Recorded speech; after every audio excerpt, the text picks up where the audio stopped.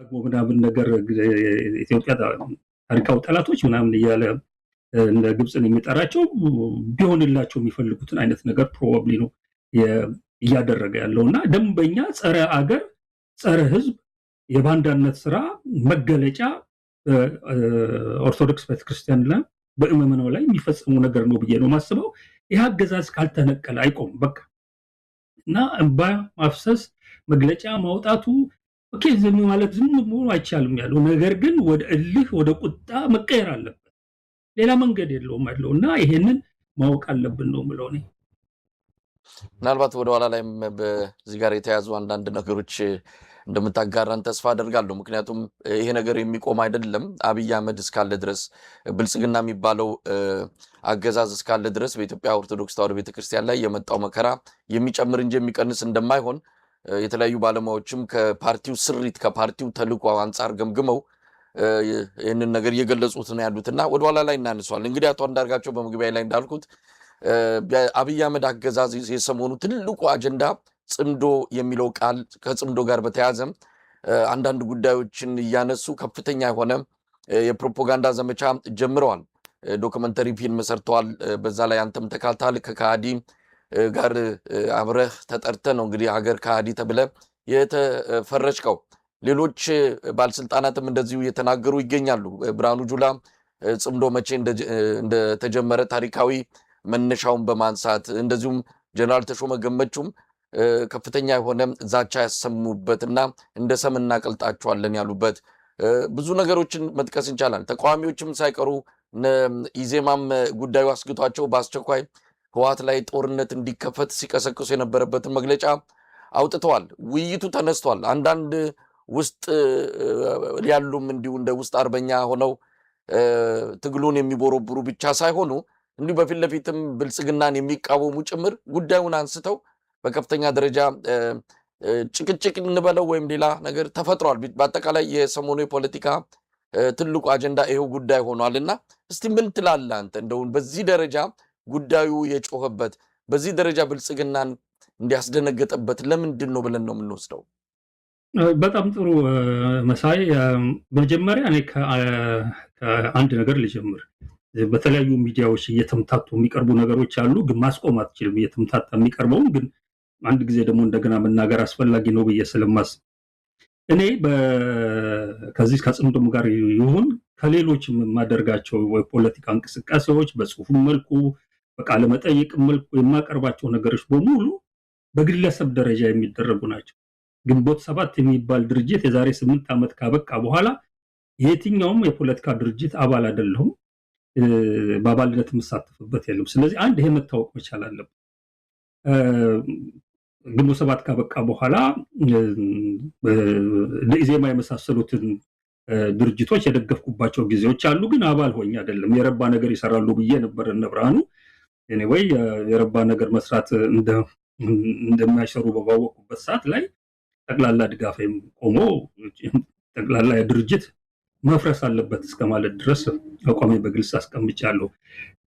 አሁንም በዚህ ከጽምዶ ጋር በተያያዘም ዝም ብሎ የሚሰራጩ ነገሮች አሉ። እኔ እዛ ቦታ ላይ የተገኘሁት ደጋግሜ ተናግሬያለሁ። ያንንም ድርጅት ወክዬ አይደለም፣ እንደ አንድ ግለሰብ ነው የተጋበዝኩም። በኤርትራ ወጣቶች ግብዣ በኤርትራ ኤምባሲ አማካኝነት ነው የሄድኩበትም ዓላማ ግልጽ ነው። ጽምዶ የሚባለው ሐሳብ ህዝብ ለህዝብ የሚኖረው ግንኙነት መሰረት አድርጎ ሰላምን ከፖለቲካና ከወታደራዊ ልሂቁ እጅ አውጥቶ ወደ ህዝብ ማውረድ ተገቢ ነው የሚል እና ሰላም የሚጸናው ከላይ ባሉት መሪዎች ሳይሆን ከታች እርስ በርሱ በተሳሰረ ህዝብ ነው የሚል ዓላማቸው የጻድቃኖች ሐሳብ ነው ብዬ ስላሰብኩበት ኖብል ነው ብዬ ኮዙን ስላመድኩበት ይሄ ነገር ሊደገፍ ይገባዋል፣ ፕሮሞት አድርጉልኝ። እንደዛ ነው ሄድኩት።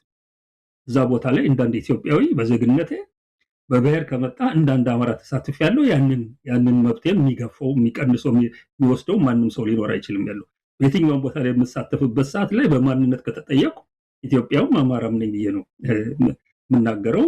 በዚህ መንፈሱ ብቻ ነው። ስለዚህ እኔ እዛ መሄድ የትኛውንም የፖለቲካ ድርጅት በውጭ የሚኖር ሀገር ውስጥ የሚኖር የሚመለከት አይደለም። ያም እንደማይመለከት የተለያዩ በተለይ ከፋኖ ጋር ያሉ ድርጅቶች በግልጽ ተናግረዋል። ያንንም ተናግረው ግን ልክ ድርጅት ወክዬ እንደሄድኩ እያደረጉ ቢያወሩ ስላሉ ይህን ግልጽ ላድርግ ነው። የለኝም ድርጅት፣ ግለሰብ ነኝ። ጽምዶን በተመለከተ ፖርት ሱዳን የነበረው ስብሰባ ሪሊ ትልልቆቹ የምትላቸው አሁን ብልጽግናን የሚገዳደሩ ድርጅቶች ፋኖን፣ ህወሓትን ገና መገዳደር አልጀመረም፣ ግን የማይቀር መሆኑን አውቃለሁኝ። ኦላን እነዚህን የመሳሰሉ ድርጅቶች የሉበትም፣ አልተገኙም እዛ ስብሰባ። በመንግስት ደረጃም የኤርትራ መንግስት ኤምባሲው ኖርማሊ የኤምባሲ ስራ ስለሚሰራና ከኮሚኒቲው ጋር ግንኙነት ስላለው የኤምባሲው አምባሳደሩ ተገኝቷል። በሱዳን በኩል የፖርት ሱዳን ከተማ ከንቲባ እንኳን ደህና መጣችሁ ብሎ ስብሰባውን የከፈተበት እንጂ ሲኒየር የሆነም የሱዳን ባለስልጣን የተሳተፈበት አይደለም። በሌላ በኩል በአነስተኛ የሆኑ ድርጅቶች የአፋር በቪዲዮ መልእክት አስተላልፏል። የአፋር አጎጉሙ የሚባለው ድርጅት፣ በሌላ በኩል የጋምቤላ የጉሙዝ የመሳሰሉት ድርጅቶች በፖለቲካ ድርጅቶች አባላት ተገኙበታል፣ ኡጋዴንም ጨምሮ ማለት ነው። የገኙበት ሁኔታ አለ እና ይሄ ስብሰባ የአንድ ትልቅ በኢትዮጵያ ውስጥ የሚንቀሳቀሱ የፖለቲካ ድርጅቶች ወታደራዊ እና ፖለቲካዊ ትብብር የፈጠሩበት፣ እዛም ላይ የኤርትራ፣ የሱዳን፣ የግብፅ ምናምን የሚሏቸው አካላት የተደመሩበት ስብሰባ አልነበረም። እኔ ስሄድም ይሄ ስብሰባ እንደዚህ አይነት ስብሰባ እንደማይሆን አውቄ ነው የሄድኩት። እንደውም በሄድኩበት ሰዓት ላይ እኔ ዓላማ አድርጌ የሄድኩበት ዋናው ምክንያት የብልጽግና በቋፍ ላይ የተቀመጠ አገዛዝ መሆኑን ስላወቅኩኝ እዛ ሄጄ በመታየት ብቻ ብልጽግናዎችን እንዲጮሁ ማድረግ እችላለሁ ብዬ ነው የሄድኩት፣ በደንብ አስቤበት ማለት ነው። እና እንደጠበቅኩት በደንብ የጮሁበት ሁኔታ ውስጥ ነው የወደቁት። በጣም ነው የታዘብኳቸው። ምክንያቱም እንዲህ አይነቱን ነገር እንዲጮሁ ለማድረግ ታስቦ የተደረገ ነው ብለው እንኳን አላሰቡም። የሚገርመው ነበር የፕሮፓጋንዳ ሰራተኞቻቸው። እና እኔ በጣም ነው የተደሰትኩት። በተረፈ ግን ብልጽግና እየደጋገመ ይሄንን ምንም ከወታደርና ከፖለቲካ ትብብር ጋር ግንኙነት የሌለውን ነገር ጽምዶ እያለ የሚያወራበት ምክንያት የራሱ ምክንያት አለ። አንደኛ የሰራውን ያውቃል። ብልጽግና በኢትዮጵያ ውስጥ ያለከፈው፣ በኢትዮጵያ ውስጥ ያልዘመተበት፣ በኢትዮጵያ ውስጥ ግድያ ያልፈጸመበት፣ ዘረፋ ያልፈጸመበት የማህበረሰብ ክፍል ፈጽሞ የለም። እነዚህ ሁሉ የማህበረሰብ ክፍሎች እንደውም ገፍቶ አንዳንዶቹን የህልውና አደጋ ላይ ጭራሹን እንደ ህዝብ ሊጠፉ የሚችሉበትን ሁኔታ እስከማመቻቸት ድረስ የሄደ መሆኑን ያውቀዋል ያለው እና የጊዜ ጉዳይ እንደሆነ ሲገምት ነው የኖረው። እነዚህ ለህልውናቸው አደጋ ውስጥ የወደቁ ኃይሎች አንድ ቀን ሊነጋገሩ፣ አንድ ቀን ሊወያዩ፣ አንድ ቀን ሊተባበሩ ይችላሉ የሚል የራሱ ግምት ነው የነበረው። ኮርስ ግምት ብቻ አይደለም፣ መንግስት ነው፣ የተለያዩ መረጃዎች ይደርሱታል። ዶንት ፎርጌት ከመረጃዎቹ ሰጪዎች መካከል አንዱ ጌታቸው ረዳ ነው። ጌታቸው ረዳ እኮ መርሳት የሌለብን ዱባይ ሄዶ ራሱ በአደባባይ ተናግሯል። የህወሓት ስራ አስፈጻሚ ነው ዱባይ እንዲሄድ ያደረገኝ ብሏል። ሄዶ ኤርትራ መንግስት ከፍተኛ ባለስልጣናት ጋር ቁጭ ብሎ ተወያይቶ የተወያየበት አጀንዳ እኮ ምን እንደሆነ እናውቃለን። የጽምዶ የሚባል ነገር መነሻና ጽምዶ የሚለው ነገር ወዴት ሊሄድ ይችላል የሚለውን ነገር ጌታቸው ዱባይ ላይ ባደረገው ውይይት እና ተልኮ ሄዶ ያቀረበውን ሐሳብ ማቀዋለሁኛል። ከኤርትራ መንግስት ጋር ተቀራርቦ መስራትን፣ ህወሓት ከፋኖ ጋር ተቀራርቦ መስራትን፣ እንዲህ አይነቱን ቅርርብን በኤርትራ መንግስት በኩልም ድጋፍ እንዲደረግ ነው ሄዶ ጌታቸው ረዳ ዱባይ ሄዶ ከኤርትራ መንግስት ጋር የተነጋገረበት አጀንዳ ሄዶ። ስለዚህ ወደ አብይ በሚሄድበት ሰዓት ላይ እንዲህ አይነት ነገር እንዳለ እያወቀ ነው የሄደው። ይሄንን ይዞለት ነው ሄደው። በአደባባይ ይሄንን ሲናገር አልሰማሁትም። እኔ ግን ዝርዝሩን አውቃለሁኛለሁ።